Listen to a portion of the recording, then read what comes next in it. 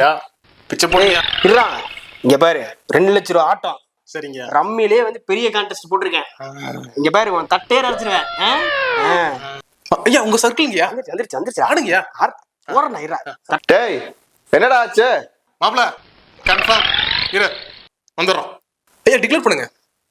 டேய் ஐயா டிக்ளேர் பண்ணுங்க. டிக்ளரா? டிக்ளேர் பண்ணுங்கயா. இதெல்லாம் உனக்கு எப்படா தெரியும்? நான் என்ன பிச்சை எடுக்க கூட வந்து நின்றுட்டு நினைச்சியா? பின்ன பிச்சை தான்டா கேட்ட. நானே பெரிய ரம்மி பிளேயர்ரா. அது விளையாண்டனால பிச்சைக்காரனே ஆயிருக்கேன். டேய் என்ன இப்பவே ஆயிரும்னா இல்ல இன்னொரு வாரத்துக்கு இருப்பானா? அது யாரும் இல்ல, ரம்மி தோத்து பிச்சைக்காரன் வந்திருக்கோம்ல, நம்ம பிச்சைக்கார சங்க தலைவர் அவர் தான் கூட்டுற சொல்லியிருக்காரு.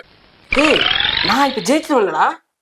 இப்படிதான் ராஜா நாங்களும் விளையாண்டோம். அங்க பிச்சைக்காரனா நிக்கிறோம். அடுத்து நீதான். சூதுல தருமனே நாட்டை விட்டுட்டு போயிருக்கா என்னமோ இது போய்